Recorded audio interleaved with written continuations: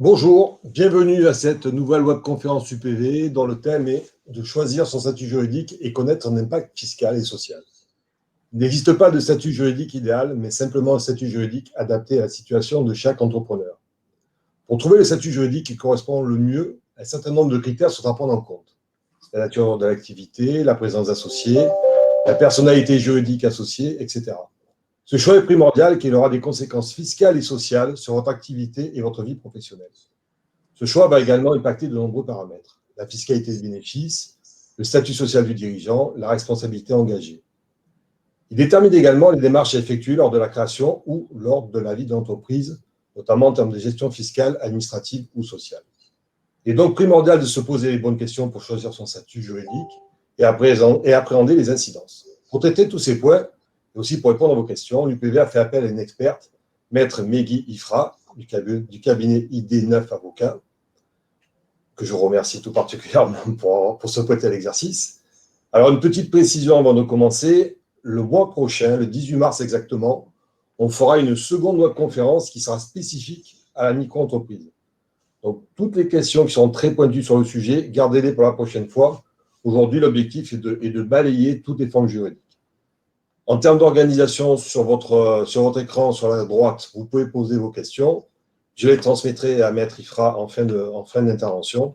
Je vous remercie et je lui passe la parole sans attendre. Merci Philippe, merci pour cette présentation. Donc bonjour à tous. Je vais vous présenter donc une conférence sur les statuts juridiques, les conséquences sociales et fiscales. Donc, dans un premier temps, je vais vous introduire le sujet avant de vous présenter les différentes structures juridiques, les conditions de constitution, les directions et responsabilités des associés et des dirigeants, le régime social, le régime fiscal, en fonction de la forme de société. Alors, un premier point introductif, c'est très important.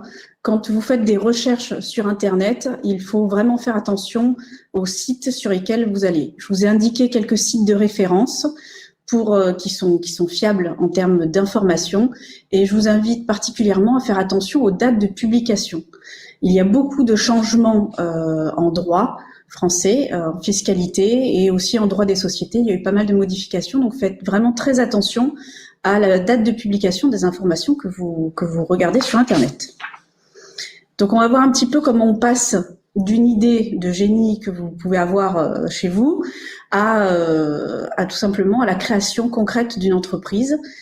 Et pour cela, il va falloir déjà bien définir votre projet. C'est vraiment très important parce que vous devez définir notamment si vous allez travailler seul ou à plusieurs dans la société ou avec des partenaires. Il faut vraiment identifier les différents intervenants dans votre programme de construction à société. C'est ce qui va aussi définir le choix de la forme juridique. Donc, je vais un petit peu vite pour les slides. Voilà, on va voir les différentes formes juridiques tout de suite. Je vais vous présenter les différentes structures et déjà vous expliquer la différence entre une société de personnes, enfin entre des sociétés de personnes et des sociétés de capitaux. Les conditions de constitution et la direction et responsabilité des associés et des dirigeants. Le premier point, qu'est-ce que c'est qu'une société de personnes et qu'est-ce que c'est qu'une société de capitaux? Tout simplement, une société de personnes, c'est une société que l'on va créer en fonction des personnes avec lesquelles on souhaite s'associer. Ça a un caractère intuitu personae, c'est le terme latin juridique, mais en tout cas, c'est pour vous dire que vous sélectionnez les personnes véritablement avec lesquelles vous allez travailler. La différence avec les sociétés de capitaux, c'est plus une société où vous allez pouvoir faire entrer des investisseurs et où on a une forme d'anonymat des associés dans la société. Donc, ce qui va les différencier, donc les formes qui concernent les sociétés de personnes, ça va être tout ce qui est EURL, donc entreprise unipersonnelle à responsabilité limitée. SARL, ça c'est la forme pluripersonnelle. Vous avez aussi les SNC.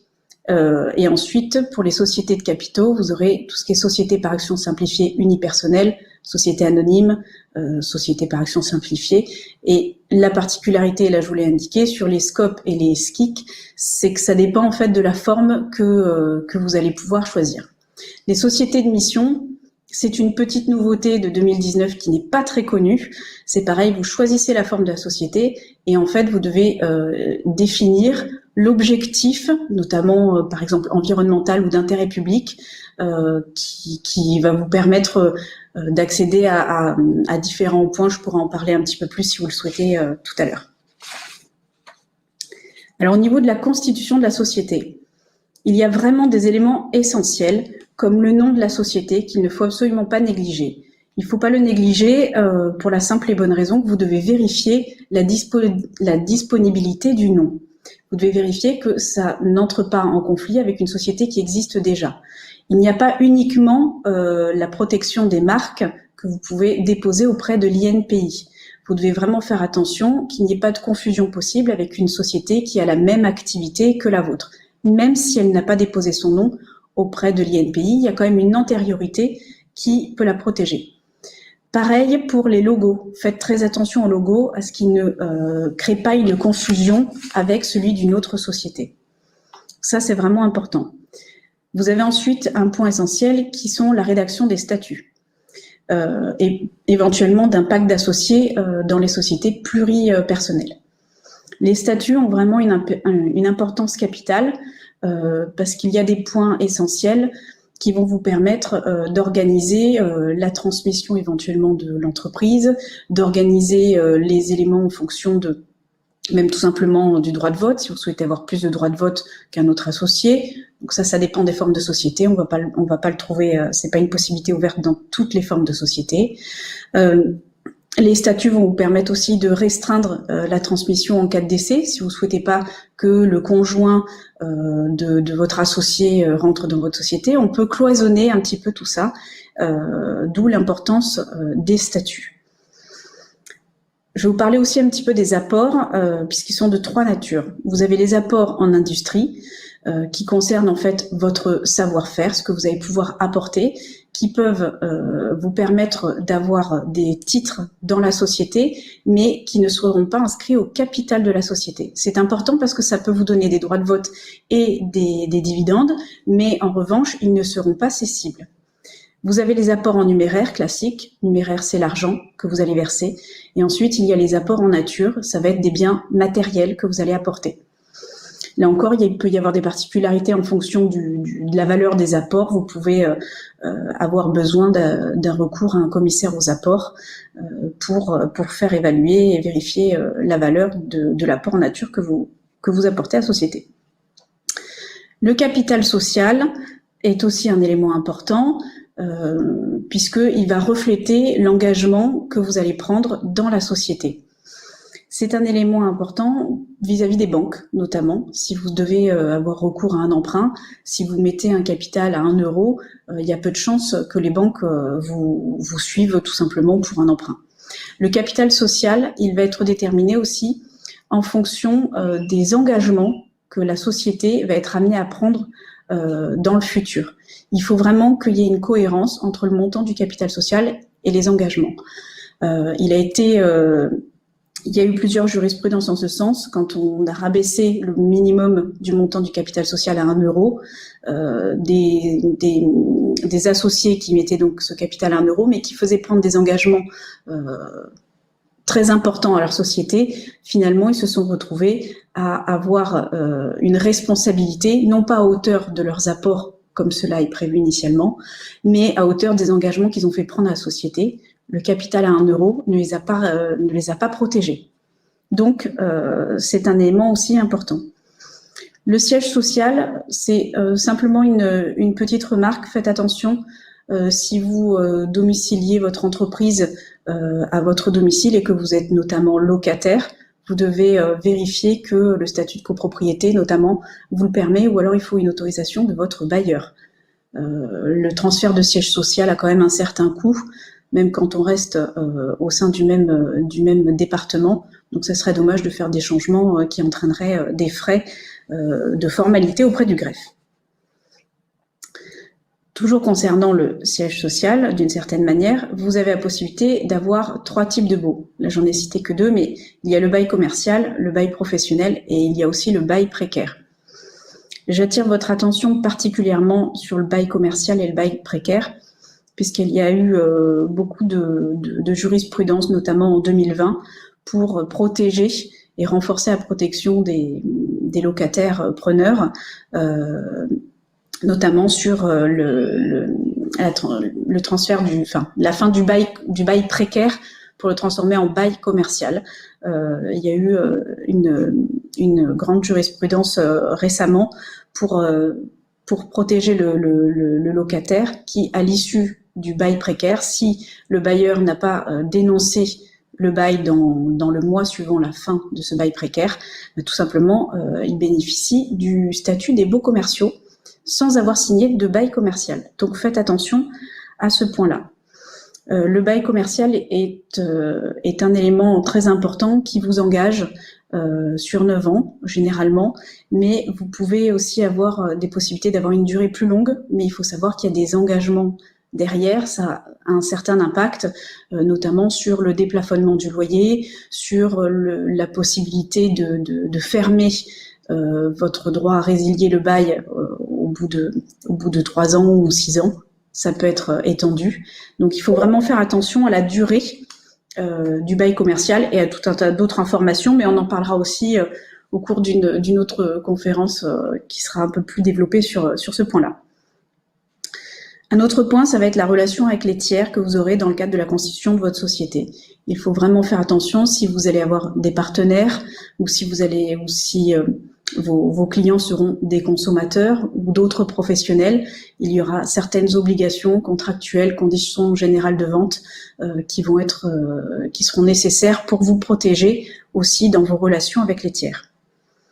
Lorsque vous êtes au stade de la création de votre entreprise, en fonction de votre projet, si vous êtes dans le cas d'une innovation, vous avez une idée de génie, on va dire, faites attention à vous protéger par un accord de confidentialité dans les échanges. Vous pouvez être amené à rencontrer différents interlocuteurs qui sont susceptibles tout simplement de récupérer votre idée. Et si vous ne le protégez pas, au moins par un accord précontractuel, avant même de contracter vraiment avec eux, vous pourriez vous faire prendre votre idée. Donc c'est un élément aussi à ne pas négliger pour pouvoir négocier sereinement. Un point important, tant que vous êtes dans la constitution de la société, c'est la reprise des actes. La reprise des actes, c'est-à-dire que tant que la société n'est pas immatriculée au registre du commerce et des sociétés, vous allez agir en nom personnel pour la société, ou en tout cas en attendant qu'elle soit constituée. Vous devez veiller sur les actes à vous identifier comme tel, c'est-à-dire Monsieur X agissant au nom et pour le compte de la société en mettant toutes les informations que vous avez encore à ce jour. Une fois la société en cours de création à proprement parler, que les statuts sont rédigés, il est important de faire une reprise des actes et de mentionner tous les actes que vous aurez contractés seuls, en votre nom propre avant l'immatriculation. Ça permettra en fait de transférer la responsabilité de tous les engagements que vous aurez pris personnellement sur la société. Si vous ne le faites pas, si vous en oubliez un, et que vous vous retrouvez débiteur par exemple d'une obligation même pécuniaire, la personne tout simplement pourra venir vous chercher sur vos deniers personnels parce que vous n'aurez pas fait la reprise comme il faut par la société. Donc ça, c'est vraiment un élément important. Petite précision, si vous commettez une faute dans le cadre de la constitution de la société, dans une relation avec un tiers, à ce moment-là, il n'y a pas de reprise par la société, c'est vous qui serez responsable solidairement et indéfiniment de l'acte, en cas de faute.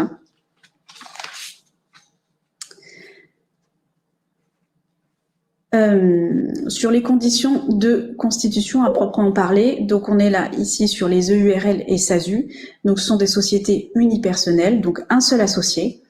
Vous avez la possibilité d'opter pour le régime de la micro-entreprise pour le premier, parce que j'avais enlevé l'entreprise individuelle avant sur cette slide, donc c'est uniquement pour la première, pour le URL que vous pouvez opter pour le régime de la micro-entreprise. Un point intéressant aussi au niveau du capital, pour une EURL, vous devez libérer au moins 20% du capital à la constitution. Le pourcentage est de 50% pour les SASU. Ce qui est intéressant, c'est que ça vous permet de donner une visibilité avec un bon capital, un capital un peu plus élevé lors de la constitution, sans pour autant verser l'intégralité de la somme au capital. Vous avez 5 ans au maximum pour pouvoir libérer le capital. Petit bémol aussi, ici attention, tant que le capital n'est pas entièrement libéré, vous ne pouvez pas distribuer de dividendes. Donc, petite remarque sur ce point. Sur les autres éléments de la constitution des sociétés, donc dans les sociétés pluripersonnelles SA, SAS, SARL, SNC, vous avez un minimum de 2 associés, un maximum de 100 associés. Pour le capital, donc il n'y a pas de minimum sur SARL, SAS. En revanche, sur la société anonyme, vous avez un capital minimum 37 000 € avec 50% à constitution. Société en nom collectif, le capital est libre. En revanche, vous devez le verser en intégralité à la constitution. Pour les scopes, vous avez le montant qui dépend de la forme juridique. Donc, comme je vous l'ai dit, attention à un capital qui ne soit pas trop faible pour ne pas engager votre responsabilité. Il faut qu'il y ait une cohérence. Sur la direction de l'entreprise. Dans le cadre des sociétés de personnes, donc EURL, SARL, on parle de gérant ou de collège de gérance s'il y a plusieurs gérants. Les gérants peuvent être associés ou non de la société. En revanche, dans les sociétés de personnes, il faut obligatoirement que le dirigeant soit une personne physique, ce qui n'est pas le cas dans les sociétés de capitaux, où une personne morale peut prendre la présidence, notamment pour les SAS, SASU et SA. Pour les SA, je vous ai mis un petit élément complémentaire sur le conseil d'administration qui est obligatoirement composé d'actionnaires et qui est ensuite, l'un d'eux est ensuite désigné président avec possibilité de désigner un directeur général. Pour les SNC, il y a un ou plusieurs gérants et on est donc sur une personne physique ou morale qui peut être un associé ou un tiers. Pour les scopes, c'est encore différent. Ce qui est aussi important et qui peut être mis dans les statuts de la société, c'est un encadrement des pouvoirs des dirigeants, que ça soit président ou directeur général ou même gérant.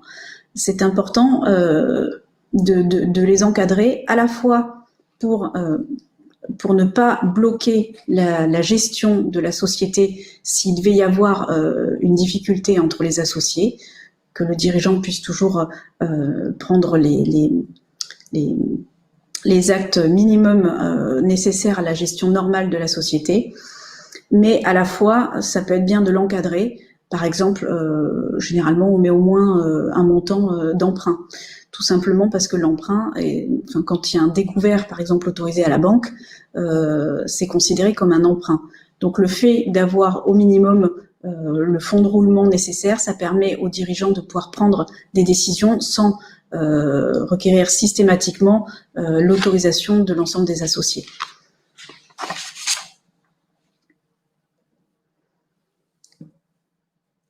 Sur la responsabilité des associés. Donc, comme je l'ai dit tout à l'heure, dans les EURL, SARL, la responsabilité des associés est limitée au montant de leurs apports, sauf caution personnelle ou faute de gestion. Pour les SAS, c'est également limité au montant de leurs apports. Par contre, pour les sociétés en nom collectif, les associés sont indéfiniment responsables, y compris sur leurs biens personnels. Ils le sont solidairement. Alors, les SNC est une forme peu utilisée, mais qui est parfois, pour certaines activités, elle est parfois obligatoire. C'est le cas des tabacs.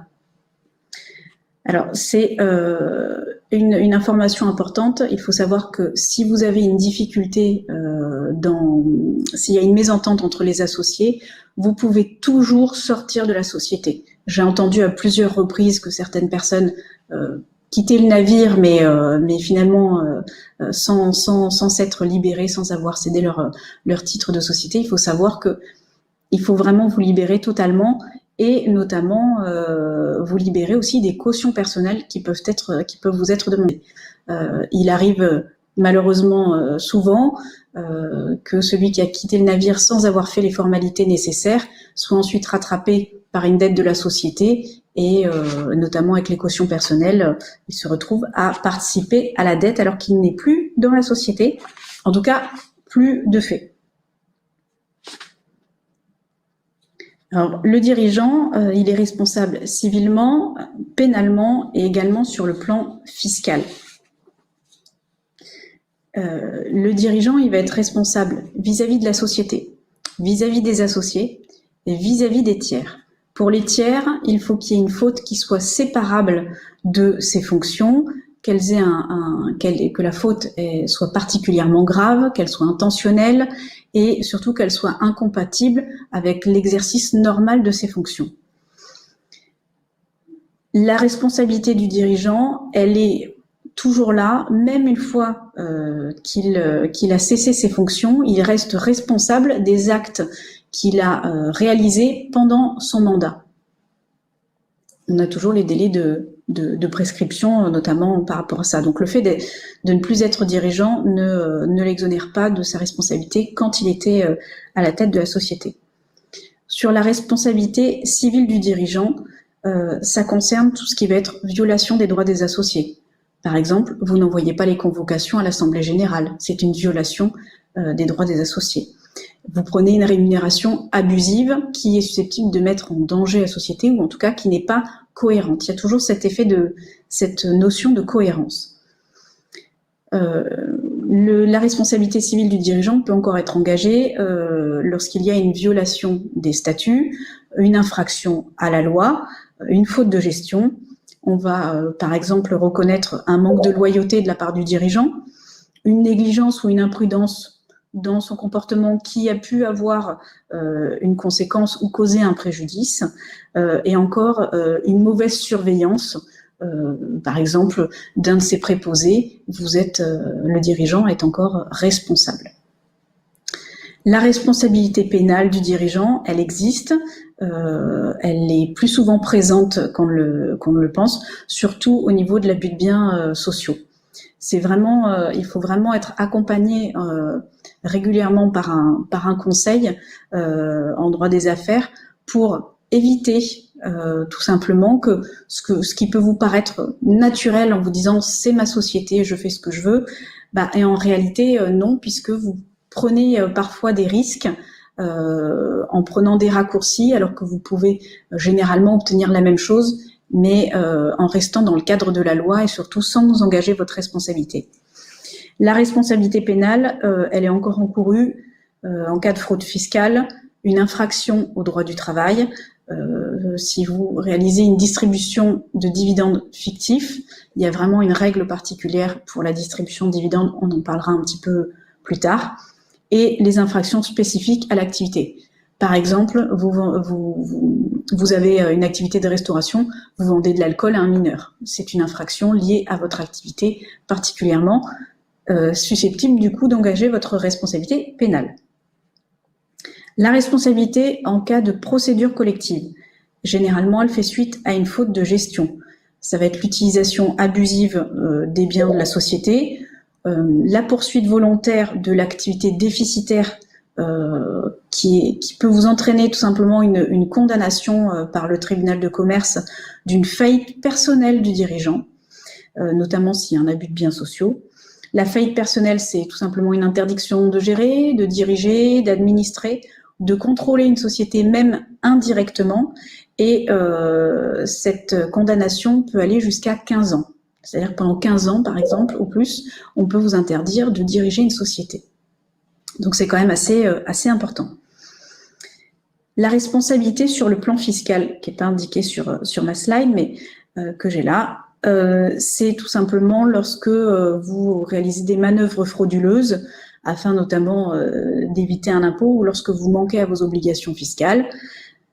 Si vous liquidez précipitamment la société parce que vous avez un contrôle fiscal et que vous voulez éviter de payer la TVA, c'est une faute encore une fois. Si vous retardez le dépôt de bilan et que ça a pour effet d'aggraver la dette de la société, dans ce cas-là, l'administration fiscale a la possibilité de venir vous rechercher personnellement sur vos deniers personnels pour épurer la dette de la société qu'elle n'aura pas pu couvrir intégralement.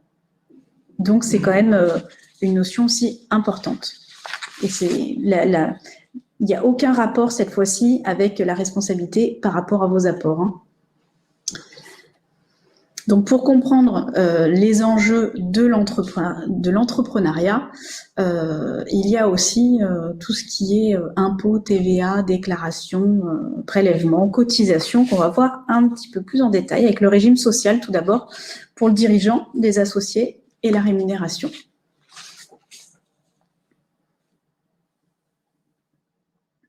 Alors, pour le régime social, je vous ai mis les définitions vraiment détaillées que vous pourrez relire plus tranquillement en revisionnant cette webconférence. Mais je vais vous en expliquer déjà le détail. Vous avez donc le régime de travailleur salarié, connu sous le sigle TS. C'est le régime général de la sécurité sociale qu'on va retrouver chez le gérant minoritaire ou égalitaire pour les sociétés de personnes et le président pour les sociétés par action. Donc, c'est le régime général de la sécurité sociale qui permet de bénéficier d'une protection équivalente à celle du salarié, à l'exception de l'assurance chômage, qui est exclue des dispositions protectrices pour le dirigeant. Il faut faire attention parce qu'en l'absence de rémunération, il n'y a pas de cotisation, pas de trimestre. Il faut donc prévoir un minimum de revenus à verser dans l'année pour pouvoir cumuler les trimestres. Le travailleur salarié, donc, il sera soumis au PFU ou flat tax avec un taux d'imposition de 30%, détaillé ici, 12,8% pour l'impôt sur le revenu et 17,20% pour les prélèvements sociaux. Et la distribution de dividendes sera faiblement taxée. Il y a encore la possibilité, qui n'est pas évoquée sur la slide, mais possibilité d'opter pour le barème progressif de l'impôt sur le revenu, qui peut être intéressant si vous êtes en dessous de la tranche d'imposition, surtout que la tranche 14% a été abaissée à 11%. Vous pouvez bénéficier, je le vois un peu plus tard sur les dividendes, mais il y a des abattements aussi qui peuvent être imputés. Donc, ça peut être intéressant de faire le calcul entre les deux pour voir ce qui est le plus intéressant au niveau du taux d'imposition. Le statut de travailleur non salarié. Donc ça, c'est gérant majoritaire. Donc, il cotise à la sécurité sociale des indépendants, anciennement RSI. Il a une couverture sociale qui est similaire aux travailleurs salariés, mais la protection est quand même moindre. C'est la raison pour laquelle on conseille généralement au TNS de souscrire à un contrat Madelin qui va permettre de compenser en fait cette moins bonne protection et donc lui offrir les mêmes garanties, et y compris même prévoir un capital d'essai. Le régime de la sécurité sociale des indépendants ne couvre pas l'accident de travail et la maladie professionnelle, donc le contrat Madelin est important pour couvrir cela. Et c'est la raison pour laquelle les cotisations sont moins importantes pour un travailleur non salarié que pour un travailleur salarié, puisqu'il ne bénéficie pas de la même protection. Attention quand même, puisqu'il y a une cotisation qui est aussi dépendante de la rémunération que vous allez vous octroyer. Pour le travailleur non salarié, donc quand il est associé d'une société à l'IS, il va payer ses cotisations aussi sociales sur la quote-part des dividendes supérieure à 10% du capital social, plus prime d'émission. Donc ça, c'est encore un élément. Mais c'est pour ça aussi que le capital social est important à définir, puisque ça peut augmenter votre part de la quote-part des dividendes qui pourront être soumis à cotisation. Non soumis à cotisation, puisque c'est 10% du capital. Le régime social du dirigeant. Donc, j'avais remis quand même l'entreprise individuelle, le régime est donc TNS. URL, si l'associé est unique, c'est aussi du travailleur non salarié. En revanche, si c'est un tiers, il sera assimilé salarié et donc il sera sous le régime TS. La SARL, lorsqu'elle est à l'impôt sur les sociétés, si le gérant est minoritaire ou égalitaire, il sera donc assimilé salarié, donc au régime travailleur salarié. S'il est majoritaire, donc 50% plus une part, il sera au régime TNS. Attention, quand on entend gérant majoritaire, ça prend en compte les parts détenues à la fois par le gérant, mais aussi par un membre de sa famille, conjoint ou enfant mineur non émancipé. Là, dans ce cas-là, on peut se retrouver majoritaire. Donc, à prendre en considération. Pour les sociétés par action, SASU et sociétés anonymes, le président est donc assimilé à un salarié et les membres du conseil d'administration pour les SA, lui, n'a pas de régime social car ils ne sont pas rémunérés pour leur fonction de dirigeant, sauf après s'il devait y avoir un contrat de travail derrière. Société en nom collectif, on est sur du régime TNS et les SCOP, ils sont assimilés salariés et notamment au regard de l'assurance chômage. Donc, pour la différence généralement entre les sociétés de personnes et les sociétés de capitaux, on disait bon soit vous choisissez une bonne protection sociale, soit vous payez moins de cotisations, mais en souscrivant notamment un contrat Madelin, ça permet de gommer le caractère de moins bonne protection qu'on peut avoir dans les sociétés de personnes. Sur le régime social des associés, donc là je voulais préciser aussi ici, régime TNS pour les EURL, pour les SARL plutôt, régime des salariés s'il y a un contrat de travail et régime salarié pour les SAS, SASU, SAS si on est en contrat de travail. SNC, on est sur du TNS et SCOP, ça dépend s'il y a un contrat de travail aussi. On va passer au régime fiscal qu'on va voir pour le dirigeant, l'imposition des bénéfices de la société, la fiscalité des dividendes et le régime de TVA. J'espère que ce n'était pas trop fastidieux déjà sur la partie sociale, parce que la fiscalité, c'est pas mieux. Alors, le régime fiscal du dirigeant, une URL, il est à l'impôt sur le revenu, donc dans les catégories BIC ou BNC, traitement et salaire quand il y a une option à l'impôt sur les sociétés, et il y a encore la possibilité d'opter pour le régime de la micro-entreprise, mais ce point-là sera développé dans une prochaine conférence, comme vous l'a indiqué tout à l'heure Philippe Lemaire. La SARL, SA, SASU, SAS, on est sur le traitement et salaire, sauf en cas d'option à l'IR. SNC, on est sur un impôt sur le revenu, catégorie BIC, donc bénéfices industriels et commerciaux, et les SCOP, on est sur traitement et salaire. L'imposition des bénéfices de la société. Donc, dans le cadre d'une EURL, donc une société unipersonnelle, il n'y a pas d'impôt au niveau de la société. L'imposition se fait directement sur le chef d'entreprise à l'impôt sur le revenu. Il peut opter pour l'impôt sur les sociétés et donc choisir sur bénéfices industriels et commerciaux ou bénéfices non commerciaux. La SARL, les bénéfices sont soumis à l'impôt sur les sociétés. Il y a en revanche une option à l'impôt sur le revenu qui est possible dans les SARL de famille ou pour celles qui ont moins de 5 ans. Idem pour les SAS, SASU et SAS, il y a l'option qui est possible maintenant à l'IR pour les entreprises qui ont moins de 5 ans, mais sous certaines conditions. Les SNC, donc il n'y a pas d'impôt au niveau de la société, ce sont les associés qui sont imposés directement sur leur impôt sur le revenu, mais là encore, ils peuvent opter pour l'impôt sur les sociétés. Ça, c'est des points qu'il faut vraiment voir ensuite avec aussi votre expert comptable. Les SCOP, donc on a le bénéfice qui est soumis à l'impôt sur les sociétés, exonération de l'impôt sur les sociétés sur une partie des bénéfices quand ils sont distribués aux salariés ou lorsqu'ils sont mis en réserve pour investissement. Sur la fiscalité des dividendes et le régime de TVA. Donc, le régime de TVA, on a alors il y a une petite slide il manque un point, s'il vous plaît Stéphanie. Voilà, super, merci. Donc, il y a 3 points, pareil, à voir avec votre expert comptable, parce que ça va dépendre de l'activité.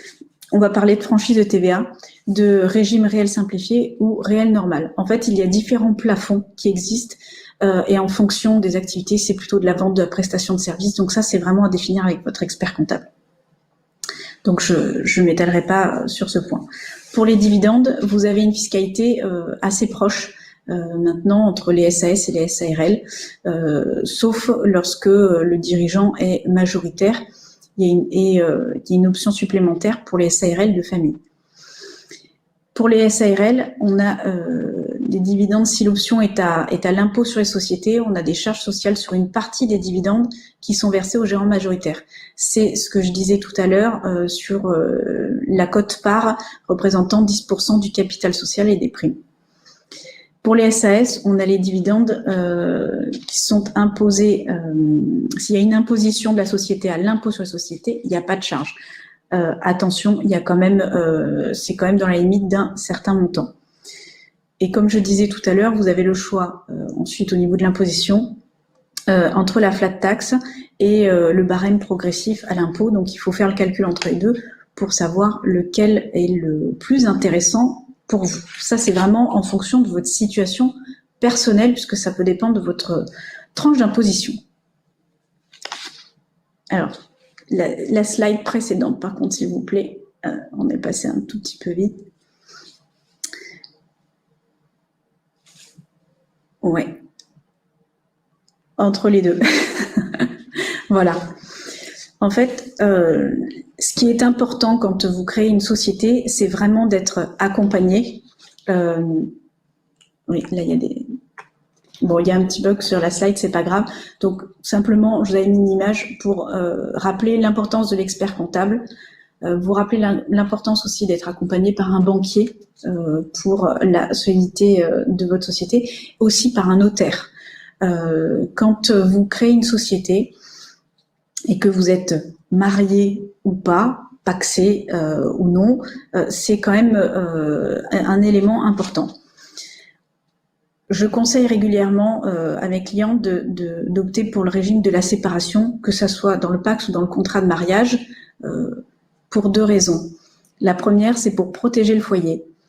Si vous avez, même si vous êtes en entreprise individuelle, si tout simplement demain il devait y avoir une difficulté avec la société et que vous deviez vous retrouver en liquidation judiciaire, c'est aussi un moyen de protéger vos biens personnels si vous êtes propriétaire et votre conjoint sous le régime de la séparation de biens. C'est une protection pour pas qu'on puisse venir chercher vos biens. Et le deuxième point, c'est aussi en cas de séparation, pour éviter que le conjoint puisse venir revendiquer la moitié de la valeur de la société, en sachant que la simple lettre de renonciation n'est pas suffisante et surtout qu'il y a eu une modification il y a maintenant quelques années, mais qui n'a pas toujours été prise en compte, et la plupart des lettres de renonciation qui ont été établies ne sont pas conformes à la législation. Donc pas valables, donc pas de protection. Vous avez encore l'accompagnement d'un assureur qui est important, tout simplement pour, comme je le disais tout à l'heure, un contrat Madelin qui permette de vous sécuriser, de vous protéger au niveau social, et aussi une assurance qui n'est pas très connue et qui s'appelle l'assurance homme-clé. C'est une assurance importante parce qu'elle vous permet, elle permet à la société d'avoir les finances pour payer quelqu'un à poursuivre votre activité si vous arrive quelque chose. J'ai eu malheureusement le cas il y a quelques années d'un client qui venait d'acheter un fonds de commerce et qui peu de temps après a dû avoir un triple pontage cardiaque, et malheureusement il est parti tout de suite en faillite. Il aurait eu ce contrat d'homme clé, ça aurait permis à la société de pouvoir payer une personne pour le remplacer, et quand il a eu fini sa convalescence, il aurait pu reprendre son activité. Et aussi les conseils d'un avocat d'affaires pour vous accompagner sur un petit peu tous les points que je viens d'évoquer dans cette conférence. Si vous avez des questions, je suis à votre écoute. Il y a des questions. Donc je vais essayer de les retranscrire le mieux possible. Si j'ai perdu personne en cours de route.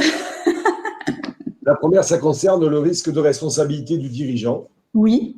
Et alors, plus exactement, notamment en cas d'insuffisance de capitalisation de la société ou de faute de gestion. La question, c'est est-ce que la protection est-elle différente en fonction de la forme juridique de la société? La responsabilité du dirigeant, c'est ça? Je vois pas les questions moi, apparaître. Hein, donc, La question, c'est ça concerne la responsabilité du dirigeant. Non, notamment en cas de faute de gestion. Est-ce que la forme juridique… Non, la forme juridique n'aura pas d'impact sur la responsabilité. La responsabilité, elle est pour le dirigeant, quelle que soit la forme de la société. D'accord. Je pense que j'ai répondu, sinon la personne, elle reposera. Je l'invite à reposer ou à compléter sa question. Il y avait une deuxième question, mais c'est plus une précision sur qu'est-ce que tu entendais par acte. Déposer les actes, etc. Ah, au moment de la constitution de la société? C'est ça. En fait, quand vous faites les formalités de constitution de la société, vous rédigez les statuts, plus les formalités M0, généralement, pour créer la société. Mais en plus des statuts, il doit y avoir un acte qui reprend en fait toutes les relations que vous avez pu faire. J'ai signé un bail commercial à telle date avec tel bailleur et l'adresse. Je souhaite que ce bail, en gros, je souhaite que ce bail soit repris par la société. Sinon, c'est vous qui êtes redevable personnellement des loyers si vous faites pas cet acte. Donc, ça va être tous les contrats que vous allez reprendre. J'ai souscrit un contrat de téléphone. J'ai payé l'expert comptable au début personnellement. Des choses comme ça. Tout ça vous permet d'être repris et aussi de pouvoir récupérer dans les comptes courants d'associés les sommes que vous avez pu avancer pour ces actes. C'est tous les contrats que vous aurez signés avant l'immatriculation de la société. Merci. Alors, question suivante, ça touche tout ce qui est le fait de libérer le capital. Donc, là, on cite un exemple, une personne qui a une SASU oui. et qui a fait un apport de 500 € au capital. Et la question, c'est qu'est-ce qu'on appelle libérer 50% du capital? Alors, c'est-à-dire que si le capital social est d'un montant de 500 €, vous devez au minimum verser 250 € à la Constitution. Et les 250 € restants, vous pourrez les verser dans les 5 ans au plus tard.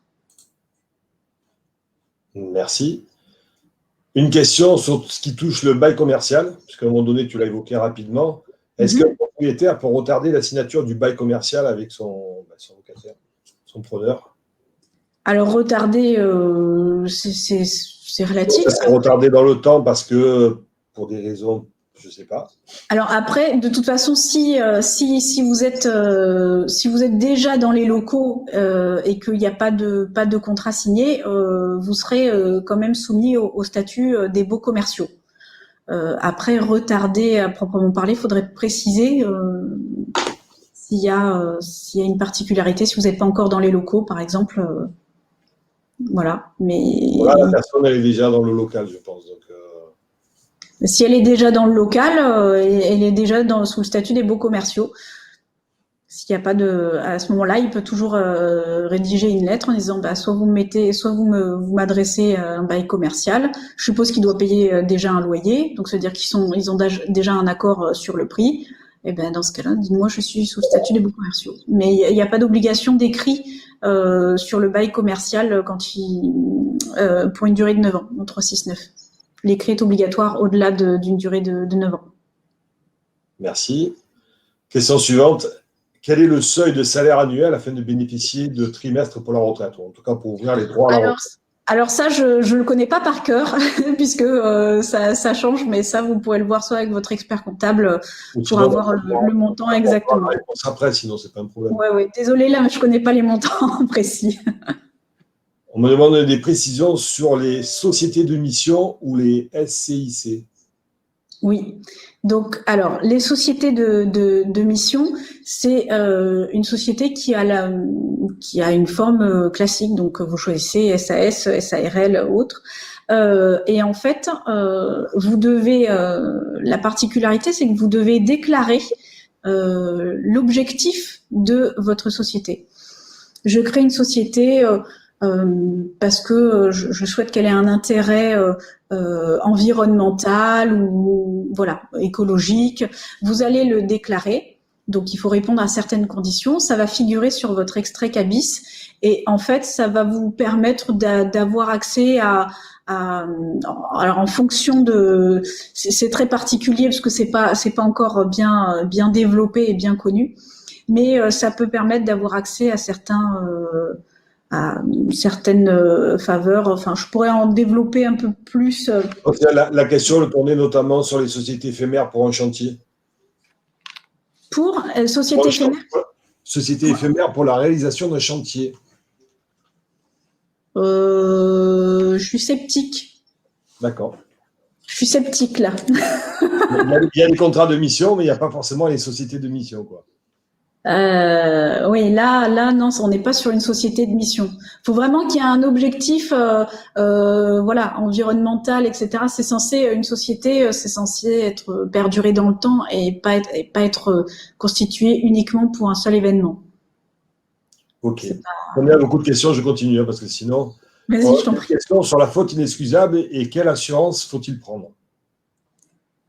Alors, j'ai pas bien compris. La faute inexcusable. Oui. Comment couvrir ce risque au niveau de l'assurance? Alors déjà, la notion de faute inexcusable, elle n'existe plus à proprement parler dans le vocabulaire juridique. On parle de faute grave ou de faute lourde. Première petite remarque. Et ensuite, pour vous couvrir au niveau de l'assurance, il y a peu de chance. Généralement, si vous avez commis une faute intentionnelle qui a créé un préjudice notamment à la société, ou vous ne serez pas couvert par votre assurance. Notamment, quand vous souscrivez une protection juridique, par exemple, vous souscrivez une protection juridique pour couvrir les honoraires d'avocat si vous avez un litige.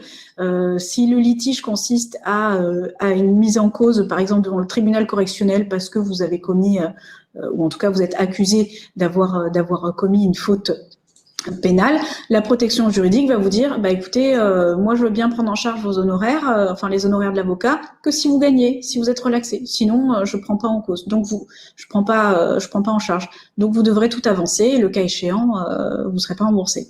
C'est à vous de justifier que vous n'avez pas commis de faute pour qu'ensuite l'assurance puisse vous couvrir. Merci. Une dernière question. Une personne qui aujourd'hui est en EURL, donc sur le principe n'est pas salarié TS, s'il veut se salarier, ça veut dire qu'il faudrait qu'il fasse évoluer sa société et basculer sur une SASU?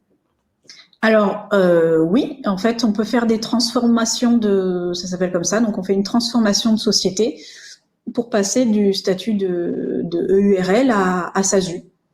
Après, il faut voir si c'est vraiment intéressant pour la personne, puisque ça va quand même augmenter ses cotisations sociales pour avoir le régime salarié. Donc, il faut voir si c'est vraiment pertinent et si la société a aussi les capacités financières d'assumer ce nouveau choix. Voilà. Alors, j'en ai une autre. Est-il possible de créer une micro-entreprise pour l'entretien de jardin? Oui, je n'y vois pas d'objection à proprement parler. Après, on pourra reparler de manière plus développée de la micro-entreprise lors de la prochaine conférence. Donc, alors, je pense que pardon, je te coupe, la question qui est sous-jacente, c'est est-ce que certaines administrations acceptent que des auto-entreprises puissent candidater sûrement à des marchés? S'ils sont sous le régime de la micro-entreprise, oui. En fait, après, ça dépend au niveau des appels d'offres, ça dépend des critères qui vont être demandés. Il faudra que la personne justifie que la composition de son activité, le fait qu'il travaille seul, lui permette effectivement de répondre aux besoins du marché public. Si c'est un très gros marché qui nécessite une dizaine de personnes, il pourra pas, de toute façon, il pourra pas montrer qu'il a la compétence en termes de volume de personnes pour y répondre. Mais le statut d'auto-entrepreneur ne bloque pas pour répondre à un appel d'offres. Non, mais je pense que le problème, il était là, c'est d'avoir une taille suffisante pour pouvoir justifier deux. Ça dépend de la mission. Ça dépend de la mission. Si vous justifiez, en fait, on peut très bien vous demander de justifier par rapport à votre chiffre d'affaires la part de votre chiffre d'affaires qui représente tel marché et est-ce que vous seriez en capacité de pouvoir assumer ce marché en plus de ce que vous réalisez actuellement dans votre entreprise, puisque l'appel d'offres n'a pas vocation à se substituer totalement à votre travail, donc ça veut dire que ça vient s'ajouter. Donc il faut que vous puissiez justifier que vous avez la capacité de continuer votre activité et de répondre aux besoins du marché auquel vous candidatez. Alors, une petite dernière, parce qu'à chaque fois je dis, mais toujours dans le comparatif entre l'EURL et la SASU, Oui. est-ce que la fiscalité des dividendes est supérieure en EURL par rapport à la SASU? Est-ce que la fiscalité des dividendes est supérieure pour une EURL par rapport à une SASU, c'est ça? Ouais. Bah, en fait, ça dépend. Il y a des plafonds. En fait, il y a une part sur les SASU. Généralement, les dividendes coûtent moins cher, si vous voulez, dans une SAS que dans une EURL.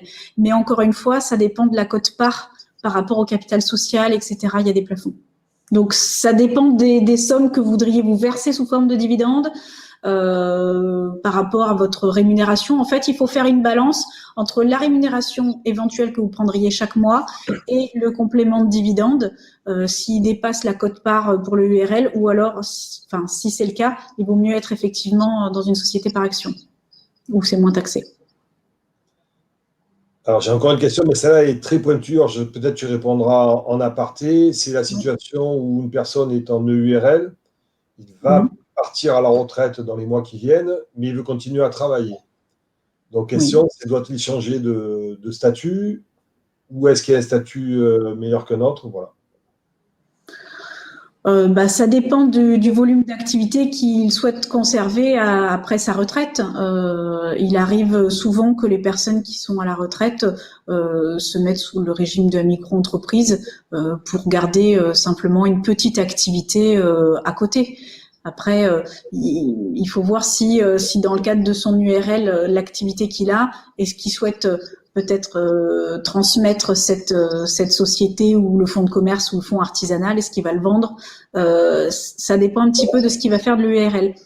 S'il la transmet dans le cadre d'une vente, il pourrait très bien être tout simplement encadré par une clause de non-concurrence pour ne pas poursuivre l'activité. Donc, ça dépend, ça dépend. Il faudrait plus d'éléments pour compléter ma réponse. Ok. On va rester là pour aujourd'hui. Je remercie Maître Meguipa pour son intervention. Merci. Et ses réponses pertinentes. Je vous donne rendez-vous pour le 10 mars pour une webconférence spécifique sur l'auto-entreprise, toujours à la même heure, 13h30. Je vous remercie à tous et bon après-midi. Au revoir. Bonne journée. Au revoir.